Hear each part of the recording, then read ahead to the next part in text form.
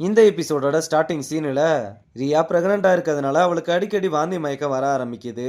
அப்புறம் என்ன பண்றதுன்னு தெரியாம மொபைல் எல்லாம் செக் பண்ணி பார்த்துட்டு ஃபைனலா ஒரு மெடிக்கல் ஷாப்புக்கு வந்து கர்ப்பத்தை கலைக்கிறதுக்கான டேப்லெட்டை கேட்க கடைக்காரனும் டாக்டரோட பிரிஸ்கிரிப்ஷன் இல்லாம தர முடியாதுன்னு சொல்லிடுற. உடனே அவங்கிட்ட பணத்தை நீட்டினதும் அவனும் கொடுத்துட்றான். ஆனா அவ டேப்லெட்டை போட்டாளா இல்லையன்றத நமக்கு காமிக்கல. மறுநாள் நெடுமாற ஏதோ ஒரு டிஷ் ரெடி பண்ணிக்கிட்டு இருக்க. அதை கெஸ்ட் முன்னாடி வீடியோ ஷூட்லாம் பண்ணிக்கிட்டு இருக்காங்க. அப்ப வெற்றி மொபைல் எடுத்து எதையோ பார்த்துக்கிட்டு இருக்கான். நெடுமாறனும் ஆடியன்ஸ் கேட்கிற கொஸ்டின்ஸ்க்கு எல்லாம் ஆன்சர் பண்ணிக்கிட்டே சமைச்சுக்கிட்டு இருக்காரு. இந்த பக்கம் வெற்றியும் அப்பப்ப மொபைல பார்த்துக்கிட்டே இருக்கான். என்ன பார்த்துக்கிட்டு இருக்கான்னு தெரியல. அப்புறம் ஜான் கிட்ட நான் சமைக்க ஆரம்பிச்சதும் டைமிங் நோட் பண்ணீங்களான்னு கேட்க அங்க இருந்த யாருமே நோட் பண்ணலைன்னு சொல்றாங்க. இதை கேட்டு நெடுமாறனும் கோவத்தை வெளியே காட்ட முடியாம ஓகே ஓகேன்னு சொல்லிக்கிட்டு இருக்க. அப்ப வெற்றி நெடுமாறனை கூப்பிட்டு இப்ப 12 நிமிஷம் ஆயிருச்சுன்னு சொன்னதும் எல்லாருமே அவனை குறுகுறுன்னு பாக்குறாங்க. நெடுமாறனும் எல்லா வேலைப்பாடுகளையும் முடிச்சிட்டு இதை கெஸ்ட் எல்லாத்துக்குமே பரிமாறுங்கன்னு சொல்லி வெற்றியை கூப்பிட்டு நிஜமாவே டைமிங் நோட் பண்ணையான்னு கேட்க ஆமா சார், நீங்க இந்த டிஷ்ஷை சமைக்கும் போது நான் அடிக்கடி பார்த்துருக்கேன். நீங்களும் எப்பவும் 12 நிமிஷம் ஆனதும் எடுத்துருவீங்க.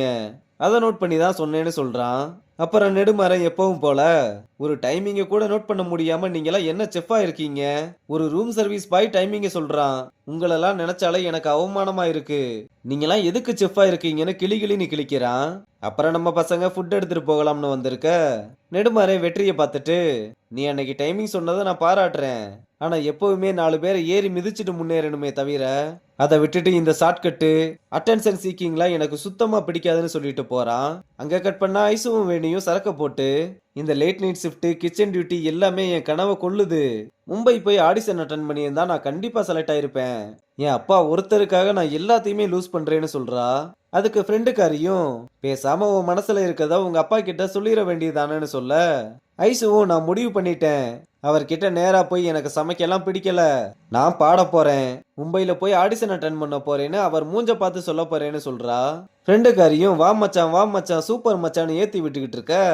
அப்ப நெடுமாறன் கால் பண்ணதும் ஐயோ அப்பா கால் பண்றாரு, கொஞ்ச நேரம் சும்மா இருடின்னு இவ்வளவு நேரம் தைரியமா இருந்தவ கால் வந்ததுக்கே பயந்து நடுங்குறா. அப்புறம் கால் அட்டன் பண்ணி என்னன்னு கேட்டா யாரோ கொரியன்ஸ் வந்திருக்காங்க போல. அவங்க இன்னும் டின்னர் முடிக்கலைன்னு அவங்க கேக்குறத சமைச்சு கொடுக்க சொல்றாரு. ஐசுவும் அப்பா எனக்கு ஷிஃப்ட் முடிஞ்சிருச்சு, கிச்சனையுமே க்ளோஸ் பண்ணியாச்சுன்னு சொல்ல நீ இப்ப எங்க யார் கூட இருக்கேன்னு கேட்க பீச்சில் தான்ப்பா வேணி கூட இருக்கேன்னு சொன்னதும் அப்ப ரெசார்ட்ல தானே இருக்கீங்க, போய் வேலையை பாருங்கன்னு சொல்லி காலை கட் பண்ண என்ன ஏண்டி கோர்த்து விட்ட, போதைய வேற இருக்குடின்னு வேற வழி இல்லாம சமைக்க வந்தா. இங்க வெற்றி தான் ஆர்டர் எடுத்துட்டு வந்து நிக்கிறான். வேணியும் போதையில ஆர்டர் என்னன்னு தெரியாம பாத்துக்கிட்டு இருக்க. ஐசுவை கூப்பிட்டு இது என்ன ஆர்டர்னு பார்க்க சொல்றா. அவளும் வந்து அதை வாங்கி பார்த்துட்டு என்ன விளையாடுறியானா அதை கசக்கி தூக்கி போட்டா நான் விளையாடலைங்க, அந்த கொரியாக்காரங்களுக்கு தான் மெனுவிலேயே இல்லாத ஒரு டிஷ் வேணுமான்னு சொல்ல மெனுவிலேயே இல்லாத டிஷ்ஷா, ஐயோ போச்சுடான்னு எட்டு போட்டுக்கிட்டே சமைக்க ஆரம்பிக்க இதெல்லாம் வெற்றி பார்த்துட்டு அடுப்பை பத்த வைக்காம என்ன பண்றீங்கன்னு உங்களுக்கு கடைசியா ஒரு ஐடியா சொல்றேன், நான் வேணும்னா வந்து சமைக்கவான்னு கேட்க வேணியும் இவனை விட்டா நம்மளுக்கு வேற வழி இல்லைன்னு கிச்சனுக்குள்ள வானு கூப்பிட்டதும் வெற்றி ரொம்ப சந்தோஷமா கிச்சனுக்குள்ள வரும்போது தொட்டு கும்பிட்டு உள்ள வந்து பையன் சூப்பரா ஏதோ ஒரு டிஷ்ஷை ரெடி பண்ணி அதை அந்த கொரியாக்காரங்களுக்கு வந்து சர்வ் பண்ண அவங்களும் அந்த டிஷ்ஷை சாப்பிட்டு பார்த்து டேஸ்ட்ல மெய் மறந்து இந்த டிஷ்ஷோட பேர் என்னன்னு கேட்க என்ன சொல்றதுன்னு தெரியாம இது சங்கி மங்கி டிஷ்னு சொல்றான். அவங்களும் அதை சாப்பிட்டு ஒன்ஸ் மோர் கேட்க அவனும் வேகமா வந்து என்ன வேடிக்கை பாக்குறீங்க வாங்க இன்னும் முடியலன்னு கூப்பிட்டு போறான். அப்ப நெடுமாறன் ரெசார்ட்டுக்கு வந்து நான் தான் இங்க செஃப்பா இருக்கேன், ஃபுட்டெல்லாம் எப்படி இருக்குன்னு கேட்க அவனுங்களும் டிஷ்ஷை புகழ்ந்து தள்ளிக்கிட்டு இருக்காங்க. நெடுமாறனும் சரி சார் இந்த டிஷ்ஷோட பேர் என்னன்னு நான் தெரிஞ்சுக்கலாமான்னு கேட்க இதோட பேரு சங்கி மங்கின்னு சொன்னதும் என்ன சங்கி மங்கியான்னு வேகமா கிச்சனுக்கு வந்து பார்த்தா நம்ம பையன் சமைக்கிறத இவங்க 2 பேரும் வேடிக்கை பாக்குறத பார்த்துட்டு கோவத்தோட உச்சிக்கே போய் வேகமா உள்ள வந்து வெற்றியோட கழுத்தை பிடிச்சு தரன்னு இழுத்துட்டு வந்து வெளியே தள்ளி கதவு திறந்திருந்தா நாய் மாதிரி உள்ள வந்துருவியான்னு அவனை திட்டி அனுப்பி விட்டுட்டு அவனை போய் தொட்டுட்டமேனு கைய சானிடைசர்லாம் வச்சு கழுவுறான். அப்புறம் உள்ள வந்ததும் இவங்க 2 பேரையும் பிடிச்சு 4 ஏத்திட்டு உங்களை என்ன பண்ணணும்னு எனக்கு தெரியும்னு சொல்லி அனுப்பி விடுறான். அப்புறம் அவன் பண்ண டிஷ்ஷை பார்த்து கடுப்பாகி அதை தூக்கி எரியலாம்னு போக திடீர்னு ஸ்டாப் பண்ணி அதை டேஸ்ட் பண்ணி பார்த்து மிரண்டு போறான். அப்புறம் அவனோட ரூமுக்கு வந்து வெற்றியோட டேட்டாவெல்லாம் செக் பண்ணி பார்க்க அவனோட கைகால் எல்லாமே நடுங்க ஆரம்பிக்குது.